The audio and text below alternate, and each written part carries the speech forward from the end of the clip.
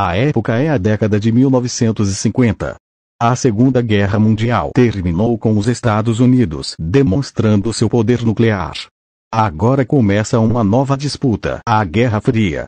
Durante mais de 40 anos, os Estados Unidos e a União Soviética se enfrentaram na economia, na ciência, na tecnologia, no campo ideológico, nos esportes olímpicos e nas missões espaciais. Com os Estados Unidos liderando os países capitalistas e a União Soviética liderando os países socialistas. Ambas potências começaram a chamada corrida armamentista, que levou ao rápido desenvolvimento de armas nucleares. Ambas potências estavam em um frágil equilíbrio de terror, pois se um atacasse, haveria uma retaliação nuclear do outro lado. Em 4 de outubro de 1957, a União Soviética surpreende o mundo ao lançar o primeiro satélite artificial do mundo, o Sputnik 1. Com esse lançamento, começou então a disputa pelo espaço. Um mês após o Sputnik 1, 3 de novembro de 1957, os soviéticos estabelecem um novo recorde com o Sputnik 2, levando o primeiro ser vivo em órbita da Terra, a cadela Laika. A cadela morre algumas horas depois por superaquecimento e estresse, mas isso é mantido em segredo. Em 6 de dezembro, para se recuperar da humilhação política, fazem a primeira tentativa de lançamento orbital com o foguete Vanguard TV-3 da Marinha. O foguete sobe apenas alguns metros do chão e explode. Em 31 de janeiro de 1958, os Estados Unidos conseguem fazer com sucesso seu primeiro lançamento com a sonda Explorer 1, fazendo os americanos avançarem um pouco mais rumo ao espaço. Mas ainda não chegou ao pés da União Soviética.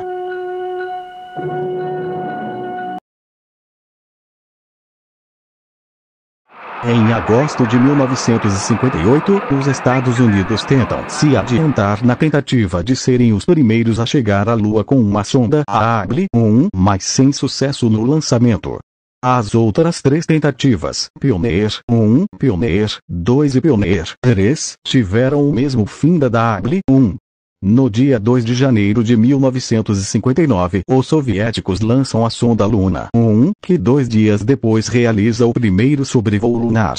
A Pioneer 4, a quinta tentativa dos Estados Unidos, passou 60 mil km da Lua. Um número 10 vezes maior quando comparado à Luna 1.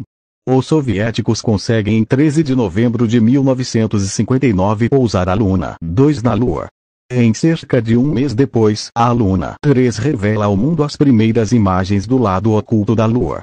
Os americanos ainda levarão mais 5 anos e mais 9 tentativas para chegar à Lua. Mas nesse meio tempo, a América alcança novos recordes, como o primeiro satélite meteorológico de imagem TIROS 1, primeiro satélite militar de inteligência eletrônica GRAB 1, primeira recuperação de um satélite após reentrada na órbita terrestre Discoverer 13 e primeiro satélite espião Discoverer 14. A União Soviética ganha mais atenção em agosto, quando o Sputnik 5 transporta plantas e animais, 2 cães, 40 camundongos e 2 ratos, para o espaço e pela primeira vez os devolve em segurança da órbita.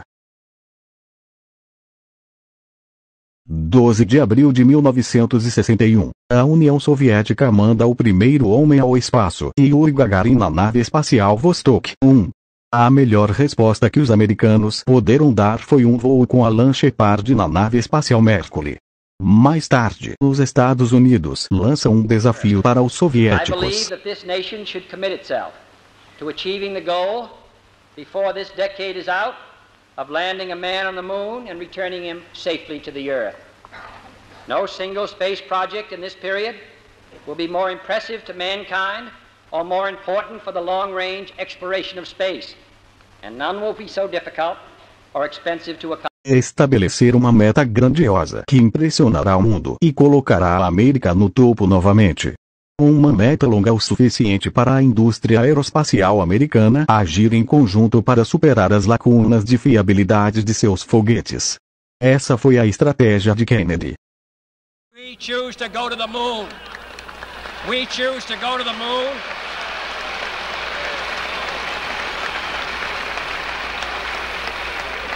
We choose to go to the moon in this decade and do the other things, not because they are easy, but because they are hard.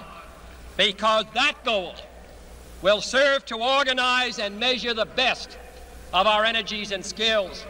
Because that challenge is one that we're willing to accept, one we are unwilling to postpone, and one we intend to win, and the others too. Kennedy não sobrevive para ver o resultado de seu desafio, pois é assassinado em Dallas, Texas em 22 de novembro de 1963.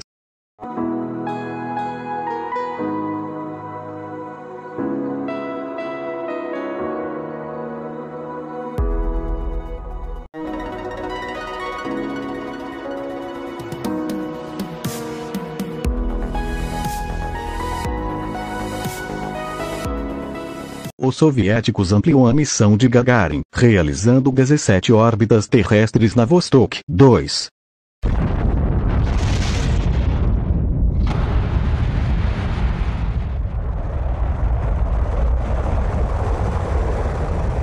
Em 19...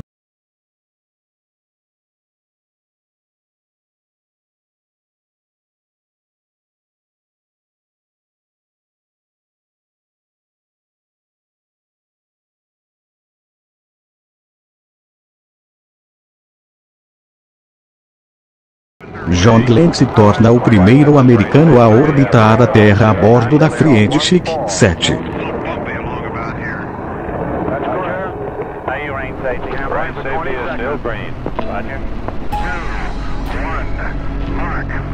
Em 1962, o soviético surpreende o mundo ao lançar as Vostok 3 e 4 simultaneamente com os cosmonautas Nikolaev e Popovich. E em junho de 1963, a União Soviética bate o recorde ao mandar a primeira mulher ao espaço, a Valentina Tereshkova a bordo da Vostok 6. Mas os feitos dos soviéticos não acabam por aí. Na Voskhod 2, os cosmonauta Alexei Leonov faz a primeira caminhada espacial história em 18 de março de 1965. В Советском Союзе впервые в истории осуществлен выход человека из корабля в космическое пространство. Это подлинные документальные кадры. Они сняты 18 марта 1965 года автоматической кинокамерой, установленной на борту космического корабля «Восход-2». Пилотирует корабль Павел Беляев. Вышел из корабля Алексей Леонов. Человек в межпланетном пространстве. И он живет, работает, улыбается. Os americanos nesse período vinham adquirindo experiência com voos tripulados. Entre 1965 e 1966, as espaçonaves do programa Gemini transportam os astronautas Charles Peter Conrad e Richard Gordon em um período de voo de 14 dias.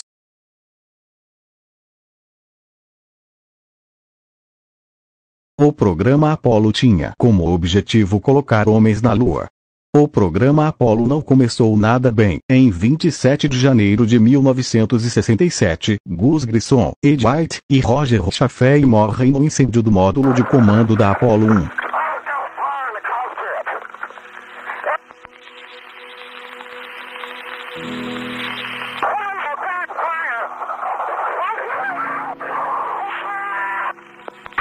Se você procurar nas listas de missões Apollo, provavelmente não encontrarás Apollo 2 e 3. Isso acontece porque, devido ao acidente com a Apollo 1, a NASA decidiu alterar as nomenclaturas das missões e decidiu que a próxima missão seria chamada Apollo 4. Originalmente planejado para o final de 1966, o voo, também conhecido como S-501, foi adiado para 9 de novembro de 1967 por causa de problemas de desenvolvimento do estágio SI e vários defeitos de fiação encontrados pela NASA na espaçonave. Esta, na verdade, foi a primeira a usar oficialmente o esquema de numeração das Apollo, e foi chamada de Apollo 4 porque houve os 3 voos anteriores, não tripulados do foguete Saturn B.